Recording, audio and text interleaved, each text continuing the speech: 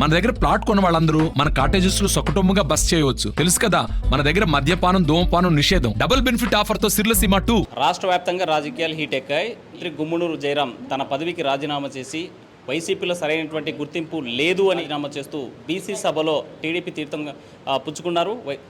TDP Telugu Desam జెండా కప్పుకున్నారు. మనతో మాట్లాడడానికి జేసీఎస్ జిల్లా కన్వీనర్ ఆలూరు ఎన్నికల అబ్జర్వర్ సురేందర్ రెడ్డి ఉన్నారు. సార్ చెప్పండి, ఈరోజు ఆలూరు నియోజకవర్గ ఎమ్మెల్యేగా రాష్ట్ర మంత్రిగా ఉన్నటువంటి గుమ్మనూరు జయరాం రాజీనామా చేయడాన్ని ఎలా చూడాలి?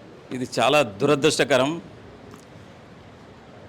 ఏదైతే జగన్మోహన్ రెడ్డి గారు పరిపాలన సాగించినప్పటి నుంచి కూడా సామాజిక న్యాయమే అజెండాగా వైఎస్ఆర్ కాంగ్రెస్ పార్టీ అదేవిధంగా ప్రభుత్వం కూడా పనిచేయడం జరిగింది. ఏదైతే గుమ్మనూరు జయరాం గారు 2011లో మా ఇంట్లో జగన్ గారు బస చేసినప్పుడు మా ఇంట్లో గుమ్మనూరు జయరాం గారు పార్టీలోకి జాయిన్ కావడం జరిగింది. 2011 నుంచి ఈరోజు 2024 వరకు ఆయన జీవితంలో మరిచిపోలేనంత గౌరవ మర్యాదలు వైఎస్ఆర్ కాంగ్రెస్ పార్టీ ఇచ్చింది.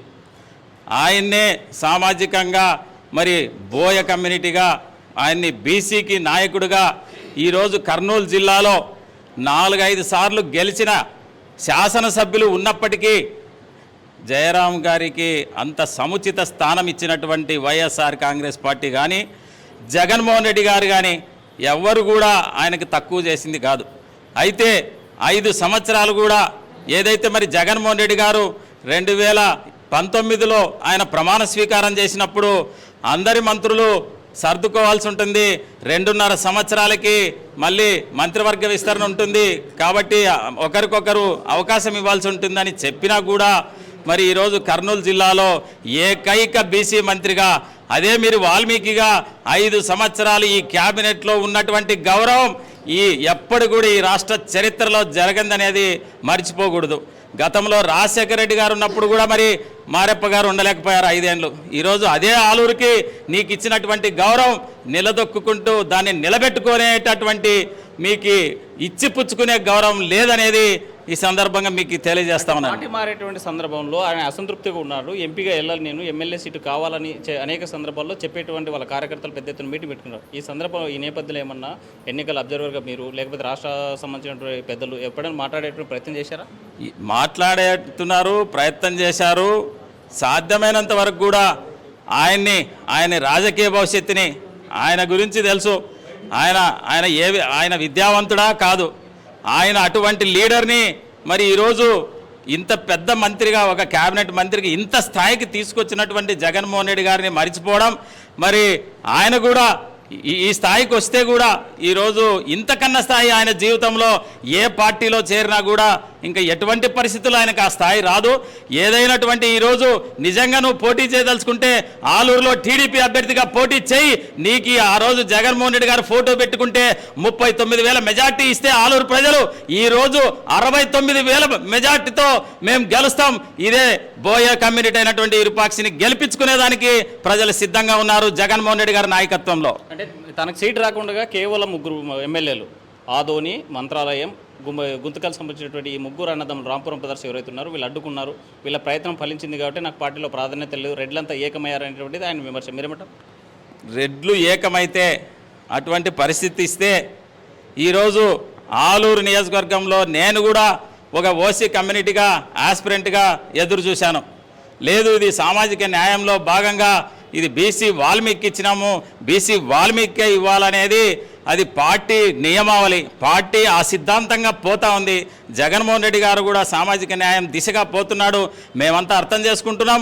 మరి పార్టీకి మాకు పదవులు వచ్చినా రాకపోయినా, మరి సీట్ ఇచ్చినా ఇవ్వకపోయినా మేము సామాజికంగా న్యాయం కోసం వాళ్ళ కోసమే 14లో 19లో మేమంతా కూడా ఆయన గెలుపు కోసం తీవ్రంగా కృషి చేయడం జరిగింది. అనేక కష్టాలు, అనేక కేసులు కూడా మేము మోసుకొని పనిచేసినాం. అటువంటి వ్యక్తి ఈరోజు ఎవరో 3 అంటున్నారు. అదే అసెంబ్లీ సాక్షిగా బ్రహ్మ, శివుడు, విష్ణు మీరే అని చెప్పి జగన్మోహన్ రెడ్డి గారిని పొగిడిన మనిషి ఆ బ్రహ్మ, విష్ణు, శివుడే ఈరోజు నీకు సీట్ రాకుండా చేశారనేది అర్థం చేసుకోవాలి.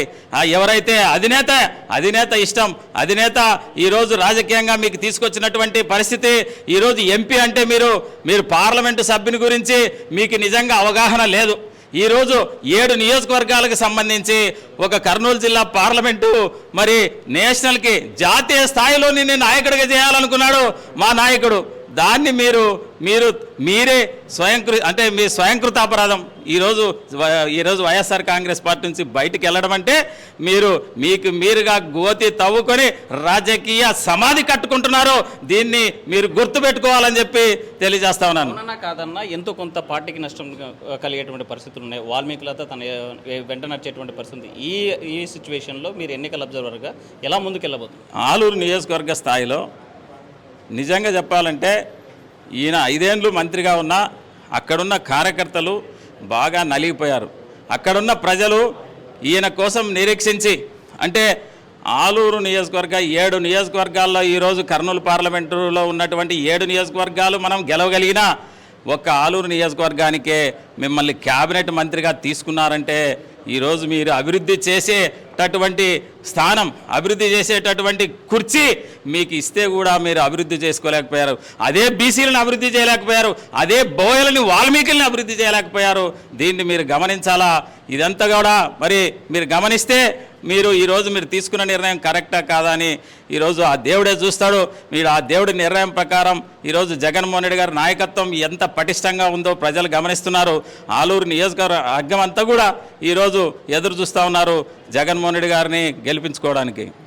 ఇలాంటి నాయకులు ఎంతమంది వెళ్ళిపోయినా సరే తప్పనిసరిగా ఆలూరు నియోజకవర్గంలో వైసీపీ జెండా ఎగరేస్తాం, ఆ రకంగా పనిచేస్తామంటున్నారు సురేందర్ రెడ్డి. వీడియో జర్నలిస్ట్ చంద్రశేఖర్తో హుసేన్ ఆర్టీవీ కర్నూలు. మరిన్ని వీడియోస్ కోసం ఛానల్ ని సబ్స్క్రైబ్ చేయండి. లేటెస్ట్ అప్డేట్స్ కోసం వాట్సాప్ ఛానల్ ని ఫాలో చేయండి.